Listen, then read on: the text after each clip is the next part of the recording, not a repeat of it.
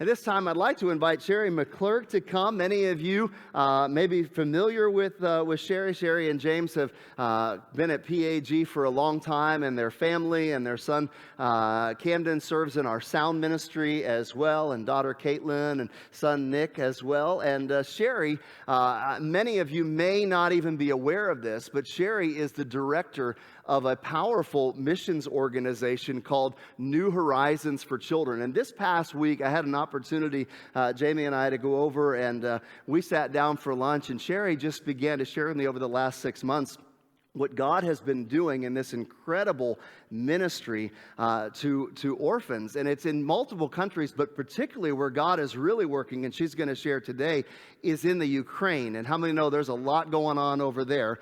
And when I sat down with Sherry and she talked with Jamie and I about everything that's happening, I felt in my spirit as soon as I walked away that I needed to give you an opportunity. And you're leaving again tomorrow to go back over to the Ukraine. So we're going to pray over her at the end. But I want to give Sherry an opportunity right here from Painesville Assembly of God for you to hear what God has been doing in this incredible ministry. So Sherry. Thank you, Pastor.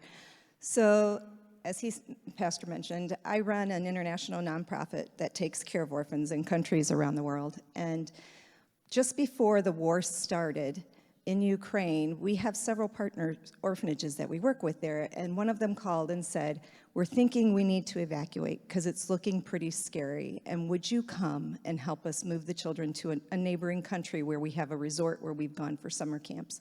So I took my team and we went over before the war started, and we were going to help them evacuate. While we were there, the war broke out, and it was pretty scary, and not pretty scary, it was terrifying. The amount of every major city just being blasted apart, and 6 million people trying to evacuate the country. And we were able, with the help of recovery teams, to get into the orphanage and be able to pull those kids out and then get them to a neighboring country and get them safe. It's hard to describe what it's like to be in a country at war. Aside from the word terrifying, I don't know what other words to use, because it's really, really scary. And we had multiple orphanages that we just kept going in, pulling kids out, getting them across the border. But we were seeing horrible things, not only from the war itself and the bombings and the missiles, but at the train stations, at the border, we were seeing traffickers and people who were calling saying that they wanted to help, but they were actually trying to get access to the children. It was chaos everywhere we went.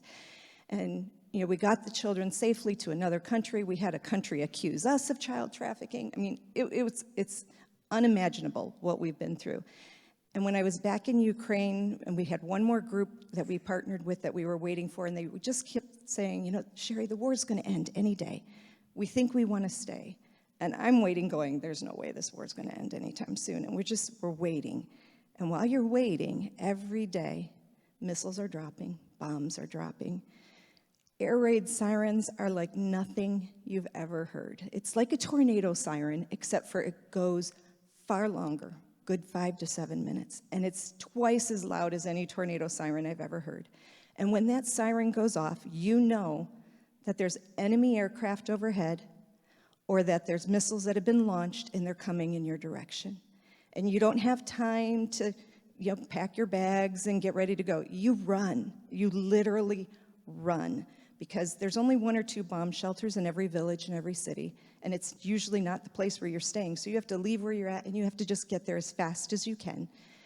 And then you climb down, this ladder or stairs, and it's like a cellar or like a crawl space. It's dirty, it's dark, it's cold, it's musty.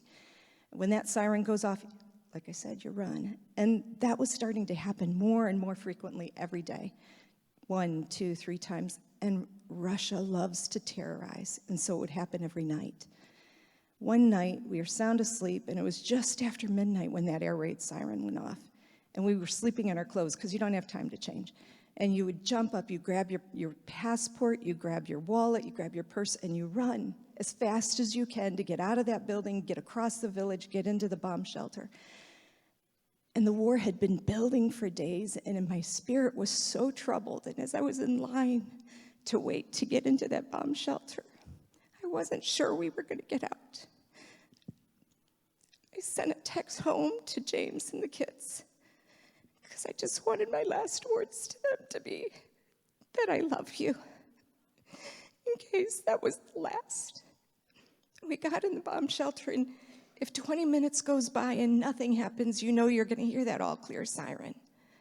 But within 10 minutes, we could hear the bombs dropping. We could feel the earth shaking, and people were crying, and some are yelling, and you're all crammed in this space together. And I'm just praying and praying, God, please get us out of here alive.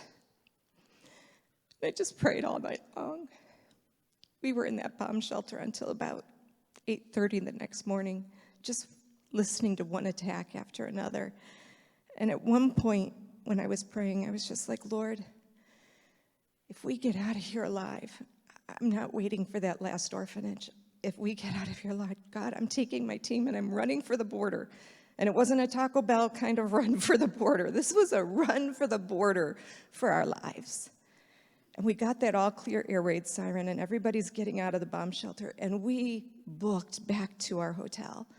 And in that total state of panic, we're throwing together all of our things. Then about just before we left, a message came. Now, when I had taken that group across the border just a week earlier, and I'd seen all the chaos and all the confusion, the traffickers, and then the country we went to wanted to immediately split up all the children and take them from their caregivers and split up sibling groups and place them in random houses all over because they didn't know what else to do. I mean, these are children from complex trauma, and now we're adding a new culture, a new language, separation from their caregivers and their siblings. My heart was so grieved, and when I got back into Ukraine, I had sent a letter to the government just saying, this is what I'm seeing, and it's horrible, and this is what I think you should do, because I'm that kind of person. If I think you should do something, I just kind of tell you. So I sent it off, never expecting to hear back from them. And while we were throwing all of our things in our bags, a messenger came saying, the government wants to talk to you about all those kids you took out of country.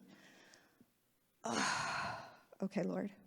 I had told them that I had all these children's documents, I had all their information, and I'd be glad to give it to them, just tell me where to drop it off. So I'm like, okay, let's throw everything in our van, let's get all the documents, we'll run over to the government building. And so we ran over there, it's about a 12-minute run. And we got there, and it's the middle of winter, so it's bitter, bitter cold. We talk to the guards at the front door and tell them who I am, and they're like, okay, you can wait here. And we waited. And the last place you want to wait is next to a government building when missiles are dropping. And we waited through air raid sirens, through more missiles, and at 4:30, they called us in. All day long, walked down this long corridor into this room, and it felt very friendly, like the guards were being nice to us, but when we walked in, you're like, oh, wow, okay, it's all really big Ukrainian men who are older and decked out in military garb. And I'm like, okay. And he walked up to me, the head, and through his translator, his eyes filled with tears, and he looked at me and he said, thank you for caring for the children. When I was in that bomb shelter the night before, I told the Lord, I was out of here unless you made it abundantly clear. That was my word, abundantly clear, God. No questions. Unless you make it abundantly clear that I have to stay for this last group or anything else, we are gone. And he looked at me and he said, your letter made it to me last night, and I read it. Thank you for caring for our children. And what you've done for those groups, I need you to help me do it for all of the orphanages in Ukraine in the war zone.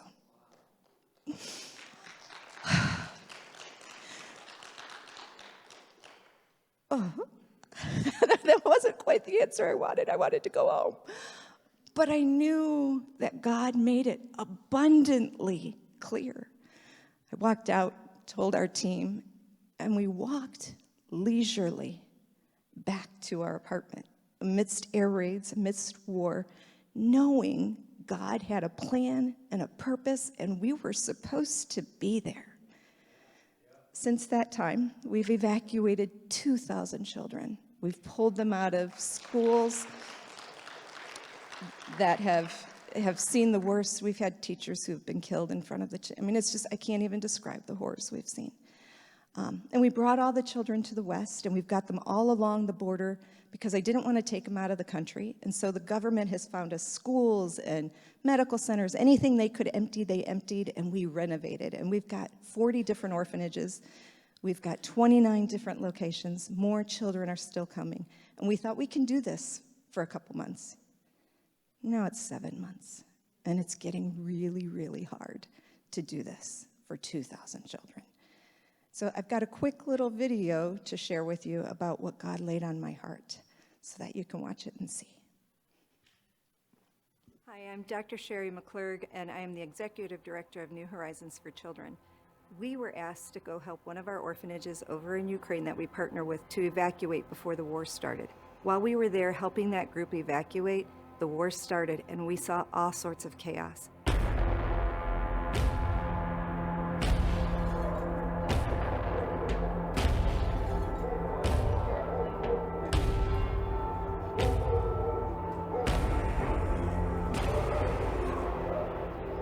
We helped that group evacuate, but we were able to talk to the government about what was going on, and they came back with asking us to not just stop there, but to continue to help Ukraine with all of the other children that were in danger zones.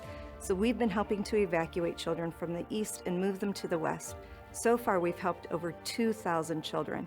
We were hoping the war would be temporary, but as we all know, it's gone on now for months, and we have to move from just a temporary shelter plan to caring for these children and thinking about their future. What we're trying to do for the children is bring them all together into a central location. We call it the Project Safe Haven Village.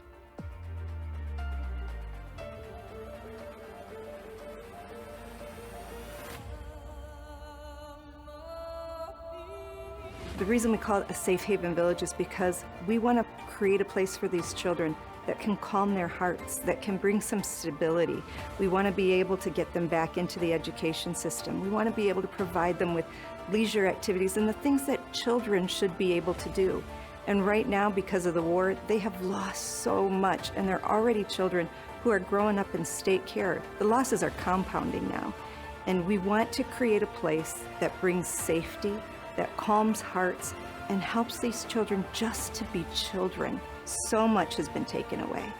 This village that we're looking at is actually a village that's already in existence, but it's an older village.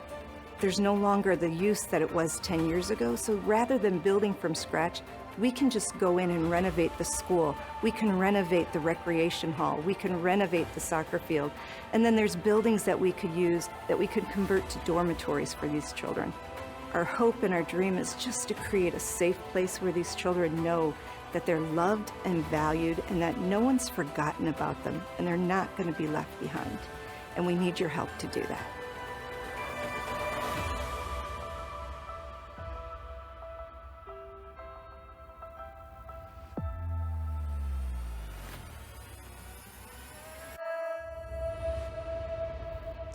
As you can imagine, it's going to cost us millions of dollars to buy a village.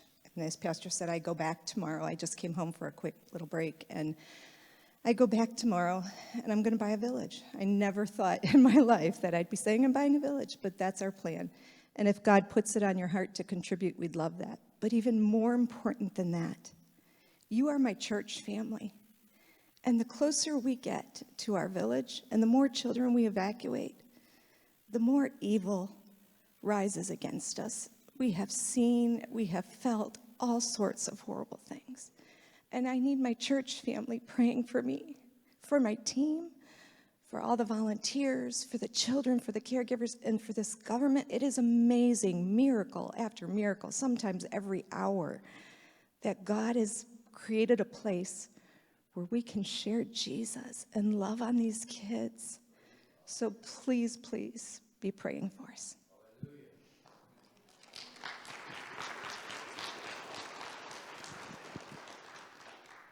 And Sherry, we want to pray for you as well, but I just want to also just mention, and I'll just keep the mic here. You had just mentioned to me that as this goes through with this village, that there's a lot of work that needs to be done as well, and that you might need some teams of people that might be willing to put themselves in go over to the Ukraine, right, and to help with some of these renovations. So Pastor called us a powerful ministry. We are just a little ministry. There were only 2 of us, 2 staff, and lots of volunteers. And as we move forward towards this village idea, God has just brought so many people to the table, and we're getting donations and things, but I'm going to need volunteers who are willing to help put together bunk beds, who are willing to help us paint walls, cut grass, do whatever we need to do to create a safe and welcoming space for these children. And yes, it is a war zone, and we're on the west, so it's safer as long as you stay away from the government buildings, but we're just praying that God raises up volunteers who are willing to come on various mission trips with me to help prepare the village. And if anybody's interested, we would love to have you come along. So make sure you talk with myself, and Sherry will be available as well today, particularly after this service.